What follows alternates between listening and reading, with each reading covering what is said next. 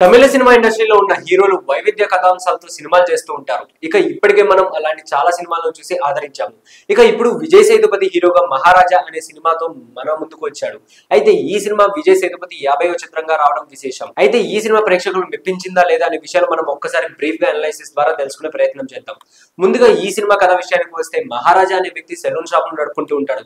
తన కూతురు అయిన లక్ష్మితో తనకు చాలా మంచి బాండింగ్ అయితే ఉంటుంది. అనుకోని కొన్ని కారణాల వల్ల తన కూతురు లక్ష్మి మిస్ అవుతుంది. తను పోలీస్ స్టేషన్ లో మిస్సింగ్ కేసు పెడతారు. దాంతో ఆ అమ్మాయి ఎందుకు మిస్ అయింది అని ఒక క్యూరియాసిటీతో ఈ సినిమాని తెరకెక్కించారు. మరి ఆ అమ్మాయి ఎందుకు మిస్ అయింది, మళ్ళీ దొరికిందా లేదా అనే విషయాలు మీకు తెలియాలంటే మీరు ఈ సినిమా చూడాల్సిందే. ఇక ఈ సినిమా విశ్లేషణ విషయానికి వస్తే డైరెక్టర్ నితిలన్ స్వామినాథన్ ఈ సినిమాని ఏ ఉద్దేశంతో అయితే తీయాలనుకుంటాడో తాను అనుకున్న వేని పర్ఫెక్ట్ గా పోర్ట్రే చేశాడు. ఇక నిజానికి అయితే ఈ సినిమాని స్ట్రాంగ్ బలం ఏంటి అంటే రైటింగ్. ప్రతి సీన్ ను కూడా సినిమా తాలూకు ఇంటెన్స్ ని చెడగొట్టకుండా చాలా అద్భుతంగా మోల్డ్ చేసుకుంటూ వెళ్ళాడు.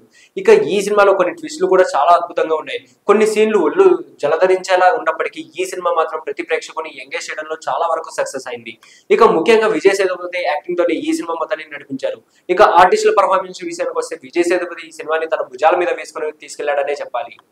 ఆయన ఇంతకు ముందు చేసిన సినిమాలోని నటన ఒకెత్తు అయితే ఈ సినిమాలో ఆయన చూపించిన నటన నెక్స్ట్ లెవెల్లో ఉందని చెప్పాలి.